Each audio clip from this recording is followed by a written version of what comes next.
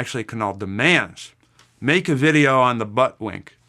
Your wish shall be granted, Kanal. So let's talk about Buttwink, folks. What is a Buttwink?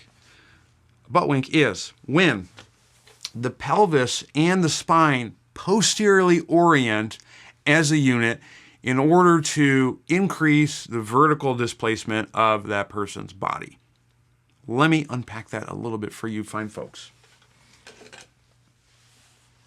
So what will happen is as the person descends down into a squat, if they're shooting the hips way back and they still have to change levels and move more downward as opposed to backward, what will happen is you'll see a roundedness occur through the lumbar spine just like that.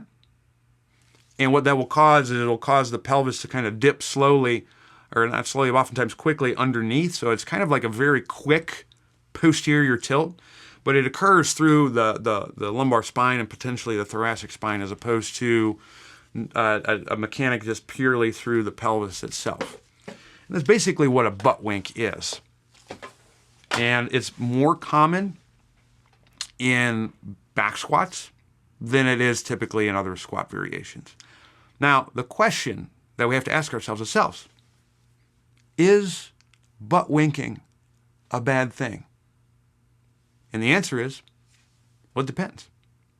First things first, and it's going to be a similar song and dance to what we talked about with knee valgus, is we don't really have much research to show whether it's injurious to have a butt-wink when you're performing a squat.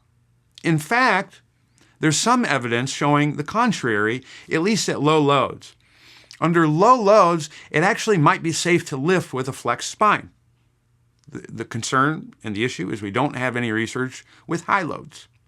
The other thing is during squatting, it actually may be normal for the lumbar spine to get into some flexion. As this other study that I'll link in the show notes, which will be found on zachcouples.com/common-squat-compensations. Common-squat-compensations. Check it out. You're going to have a full blog, everything. Give it a shot. But there's this other study that's going to be linked in the show notes where they looked at the mechanics of the lumbar spine and the sacrum during the barbell back squat. And as soon as the bar went on this person's back, it was several people, they did that and they did 50% body weight. The lumbar spine became kyphotic, meaning it flexed, as soon as the weight was on the back. Now, we don't know if this behavior reigns true when we go to higher loads. And we don't know if this reigns true when we're working with incredibly well-trained individuals. These were subjects, I believe they were trainers actually, who've been training for about a year. So there's a lot of unknowns with this. But the point being is that it seems as though flexion, to some extent, is probably going to be unavoidable through the spine when it comes to squatting, and it may not be injurious as we once thought.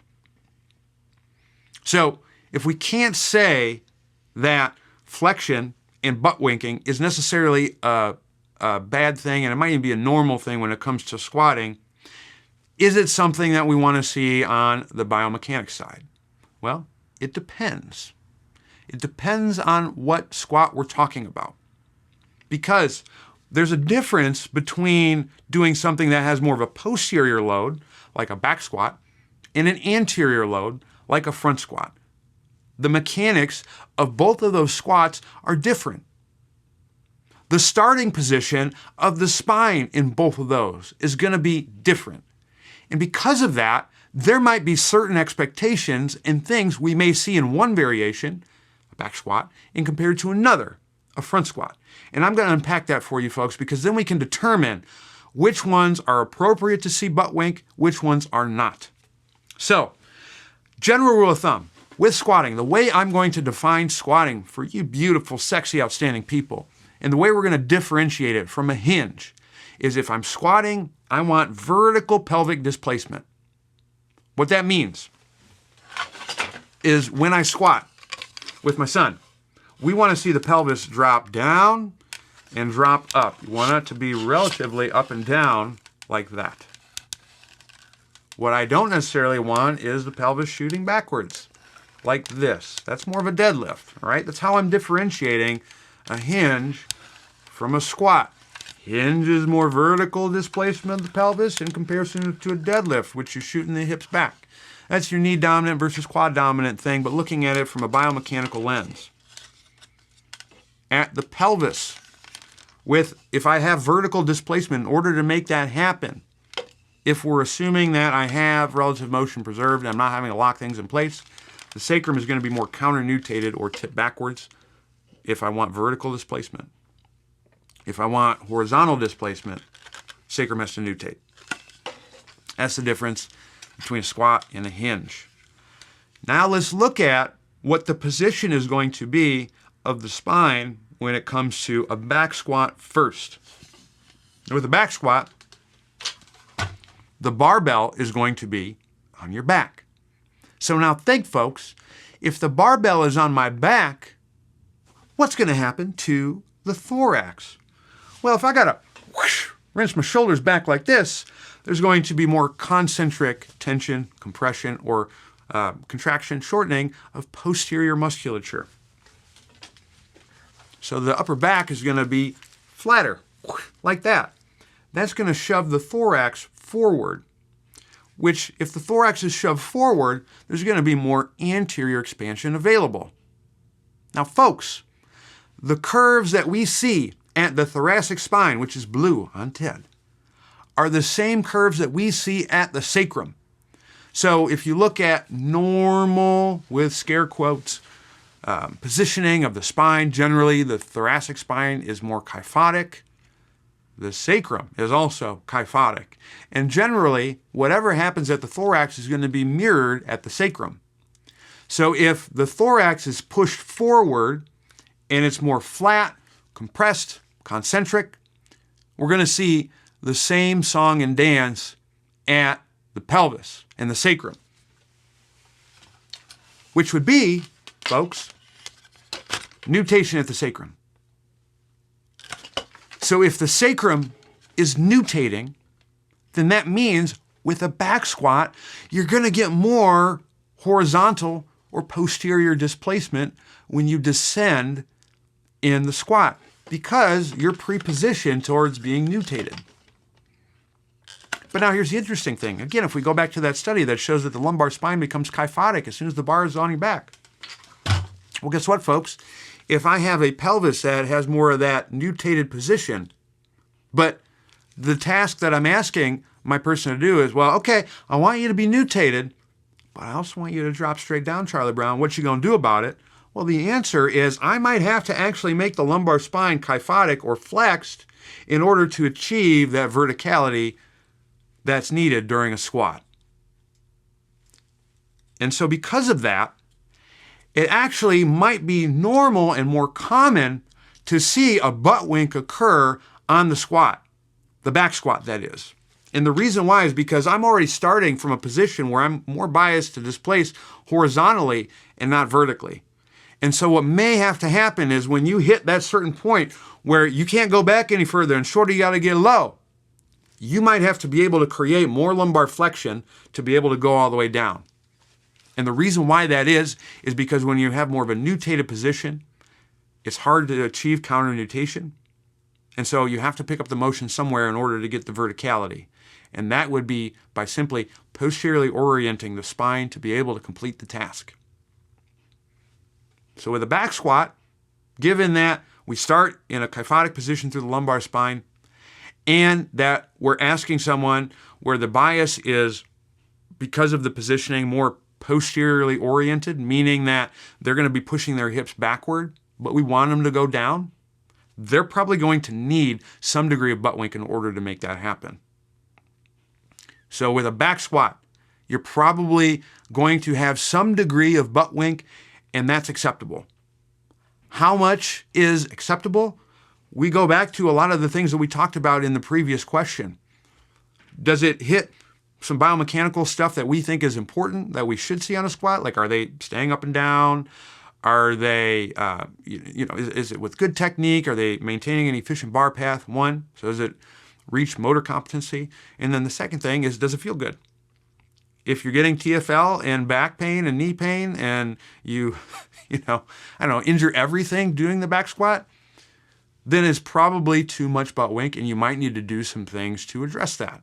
So perhaps in that case, you might need to be able to teach them to expand things more posteriorly. So you could work on more counter-nutation-based squatting, among other things, just to see if you can give them a little bit more space so that's less deleterious when they're performing that particular squat. So you use those as your guide. Now contrast that, folks. So back squat, butt wink, probably okay. But what about something more front-loaded? Let's look at the mechanics that we would see during a front-loaded squat and see what that's about. So if I got the weight on the front, folks, that's going to allow for more posterior expansion because I don't have a bar pushing my thorax forward. In fact, the front load, whether it's Zercher or front squat, is going to allow me to sit further back and expand the thorax posteriorly, meaning I'm going to have more range of motion available to maintain a vertical position, at least through the spine. Well, folks, if the thoracic spine is essentially the sacrum, what is the posteriorly expanded position of the sacrum? Get ready to follow your boy to counter-nutation nation, because the sacrum is going to be able to counter-nutate now with this. And if the sacrum's counter-nutated, remember, that's going to allow for more vertical displacement to happen when I'm performing an anterior loaded squat, like a front squat. Why is it that when you do a front squat, you're generally a lot more upright in comparison to a back squat? That's why. It's because of the way the bar changes the shape of your body to be able to complete the task. So, if I have a move where I know I should be able to keep verticality and I don't have something like a bar that's pushing me backwards, would I expect as much of a butt wink? You'd hope not, because you're already pre-positioned to be able to achieve an appropriate amount of flexion to get up and down. So if you're seeing someone who butt winks on an anterior loaded squat, that's probably less desirable, because what they're telling you is they're saying, hey, coach, hey, therapist, I know you got me anterior loaded, and that's cool. Yo, I dig it.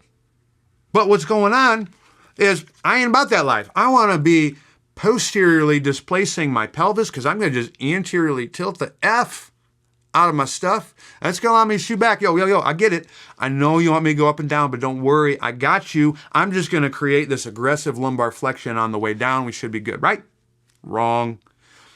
This person should have a significantly reduced amount of butt wink if the squat is anterior loaded, because the bias is towards having the flexion-based posture distributed across more of the spine and the pelvis.